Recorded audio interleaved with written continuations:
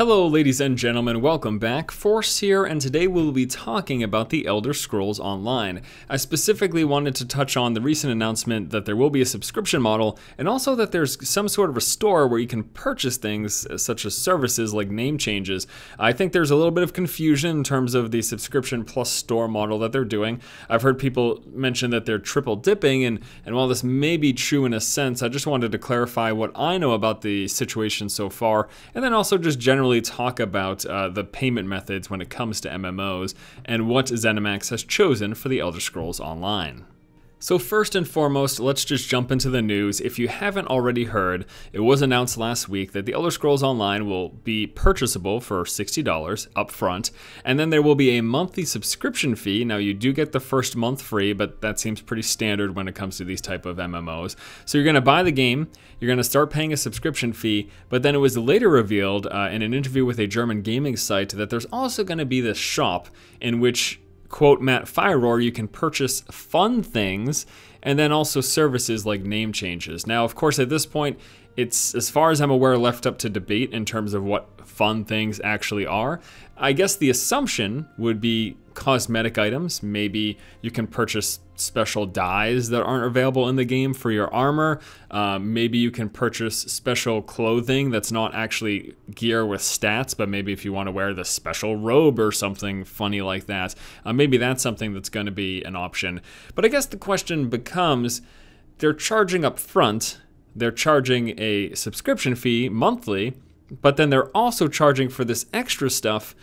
Is that stuff not supposed to be included when it comes to paying a subscription fee? Is that not part of the package? It seems like, yeah, that's not the case.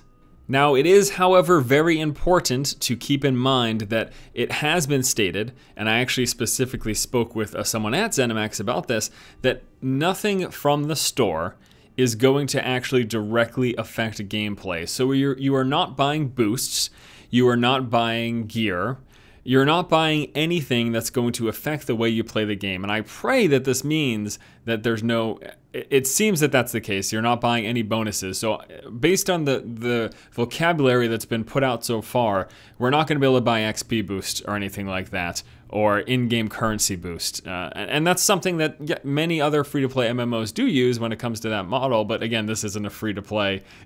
I love how I just said that. This isn't a free-to-play MMO. This is a subscription-based MMO. So there's going to be a store. Fun things are purchasable, but nothing that directly affects gameplay. Anything that you can buy in the store, I guess with the exception of like your name.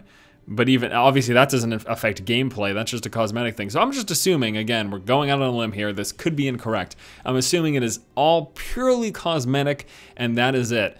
But I also understand, while I'm okay with that, because I could care less about cosmetic stuff, if it doesn't affect the gameplay, if it doesn't affect in-game performance, I don't really care, you know what I mean?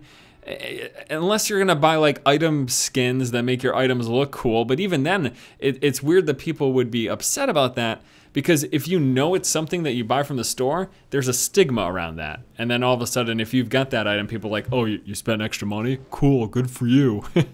But of course, that's just my personal opinion. I do know that visuals are really important to some people. And I'm not even saying that the gear thing it doesn't incorporate, because it does for me, but it's not so much the way the gear actually looks, because I've played games before that high-end gear just looked atrocious, but it's got a value attributed to it because you know either how difficult it was to get or how strong that gear is. So I don't think people should be worried about any cosmetic gear changes, whether it just be color stuff or buying robes or hats or something that may come from any store that they're going to have. I don't think that that should be a concern, but for some people it will be, and I guess I understand your point. But I guess the question that a lot of people are raising is the fact that you're buying this game up front for $60, and then you're paying $15 a month after the first month, and then there's also extra stuff that they're also not asking you to buy, but giving you the option to buy. But I guess, is that what makes it okay? Because it doesn't directly affect gameplay, and it's just an option. You're not forced to do it. You're not forced. In other free-to-play MMOs, content is locked. You can only go to this many PvP zones or go through this many dungeons until you start paying money. But again, this isn't a free-to-play game.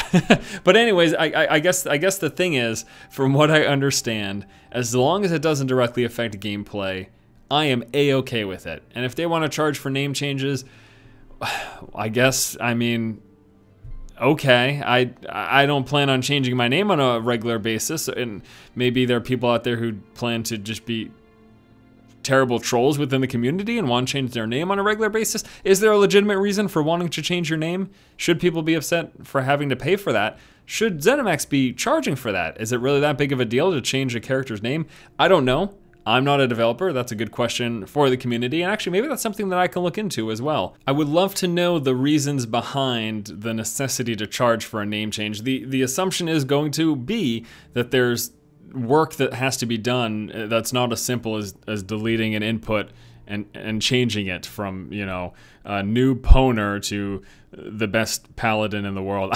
Just throwing stuff out there, but it seems like there would have to be extra work done on ZeniMax end to actually process a name change. But all of that aside, you know, whether or not these things are difficult, the bottom of the line question for a lot of people is it okay the way that they're approaching this? Like I said, I am frankly okay with it. I've always voiced my opinion when it comes to subscription versus free-to-play MMOs. I much prefer subscription-based. I much prefer having the entire package available to me. And while you could certainly argue that the entire package isn't available to me if they are charging for these extra fun things, whatever those turn out to be, the fact that they're charging for those extra fun things, does that mean that, you know, part of that package is excluded? You could argue yes, and I guess it's hard to disagree with that argument. If they are leaving whatever fun stuff this may be out, then you actually aren't getting the entire package. But as long as those fun things stay along the lines of what they seem to be voicing so far, which is that it's not going to affect gameplay, anything within the game world, then I could care less, but it's unfortunate for the people who do care about things like cosmetic items, which again is the assumption of what this will be. All right, guys, so let me know what you think. Let me know what you think about the purchasing the box, the subscription model, and then the fun things purchase plus services like name change purchases that is going to be an option for this game. I am okay with it. And I'm not just saying that because I really, really, really, really want this game to be super awesome. I do. But if they were to say that you're going to be able to buy XP Boost, you would be hearing a much different story from me. They're saying you can buy things that don't affect the game directly.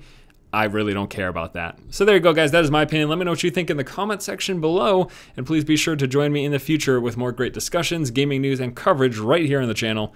Thanks so much for watching, guys. Keep watching and keep owning. Also, I had one last thing I wanted to add that I thought about after recording this. I just wanted to say that I hope all of this stuff that's been going on with the game and drama around, you know, first-person perspective and gameplay animations and the payment model and everything, I hope all of this stuff isn't enough to put people off to at least giving the game a shot. I would say if this game goes into open beta, I highly recommend, if you're even vaguely interested, at least giving it a shot. Because I can tell you from personal play experience with the game, it is a lot of fun to play, especially, I think, as a fan of the Elder Scrolls series. I think a lot of people are going to get a kick out of it, and for MMO players, it is a bit of a breath of fresh air. It's doing something at least a little bit different than other games that I've played that are on the market currently. So that's that. You know, give it a shot. There's lots of drama for various reasons around this game, but at the end of the day, the playtime I've had with it has been great. So I think it's worth at least giving it a look. All right, guys, that is actually going to do it this time. Thanks so much for watching. Take it easy.